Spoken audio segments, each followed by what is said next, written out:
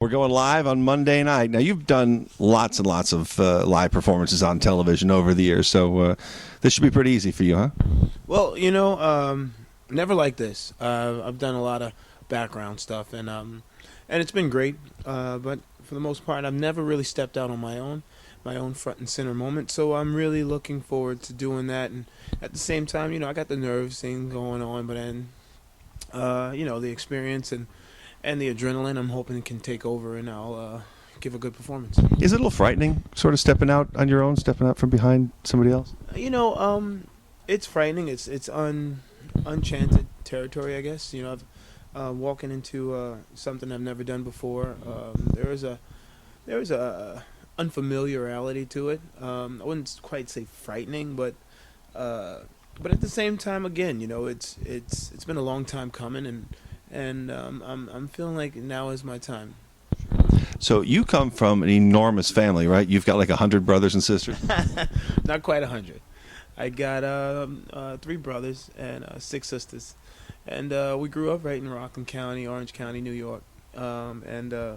Yeah, I mean, my parents have been there for us, supporting us every step of the way, and we grew up singing in church. And my dad was a music minister, my mom was an evangelist, and it's always been singing. It's always been music and sports in my family.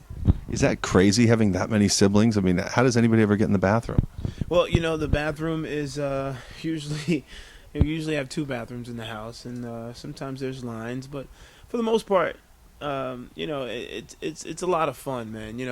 I think with all my siblings, it's kind of helped me deal with all different personalities in the world and all different types of people, and then also to respect people and respect their space and create new friendships and people that I would probably just walk by in the street. I think if I was your wife going on a first date and you told me you had all those siblings, I'd be really nervous that you'd want to have a giant family of your own.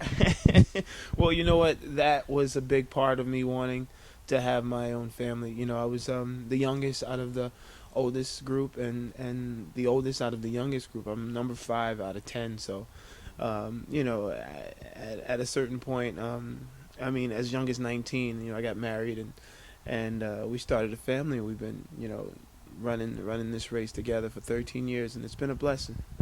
And you've only got the one daughter that we met on the show, right? No, I actually got a 13-year-old, 12-year-old, and a 9-year-old. So I got 2 boys and 2 girls, and hopefully, I'm hoping if I can stick around that, I can get the whole fam to come out and support. But as of now, they're all back home at my sister's church up the street, and they all get together and watch the show there.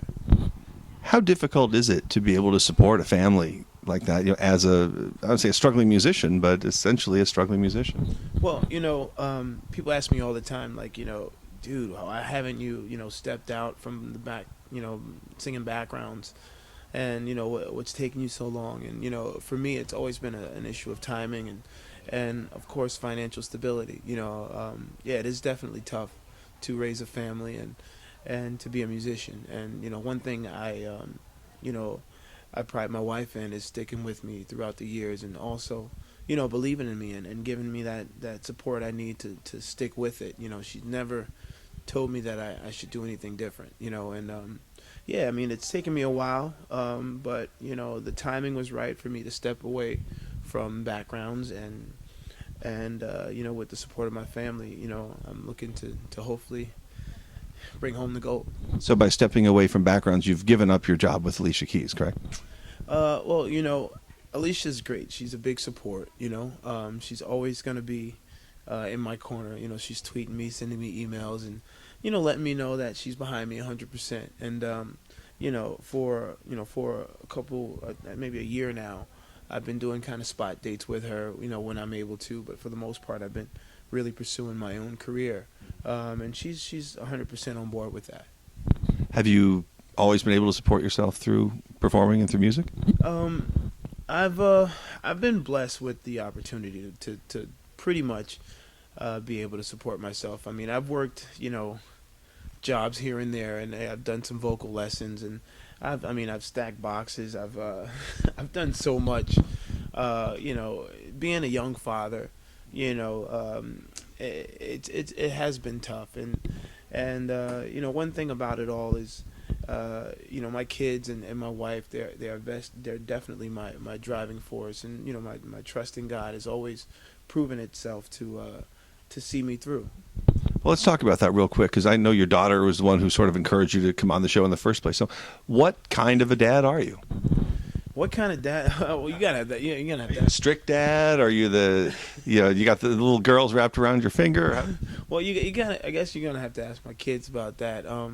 I am I coach. I've been coaching my son's football team for a couple of years, about 3 years now, and I coach basketball, and I'm very hands-on, very involved in my kids' lives, even from afar. My son does. Both my sons have text messages on it and messaging on their phone, so I'm constantly texting them, and just to kind of stay in tune.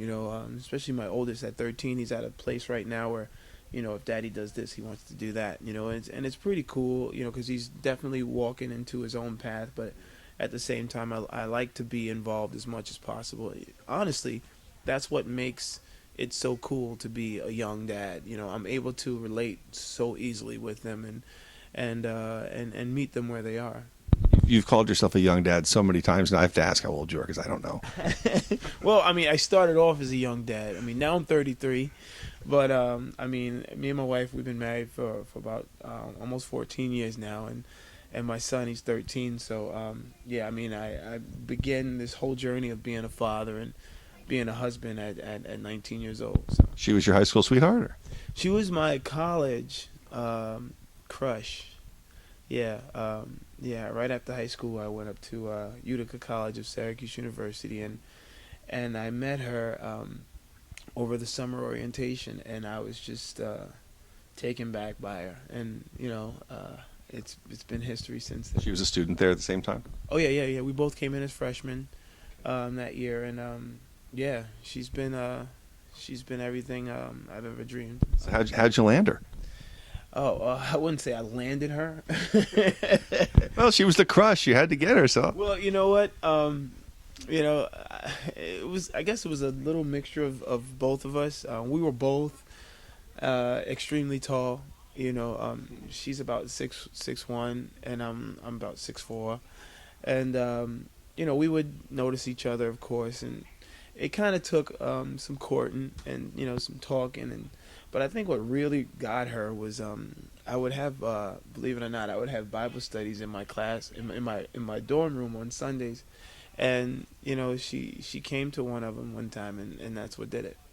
Cool. Before we go, I have to ask you. You were asked in another interview who your celebrity crush was, and you said it was Michelle Obama. Oh, yeah. So I need for you to explain this a little bit, and then tell me what your wife's reaction to that was.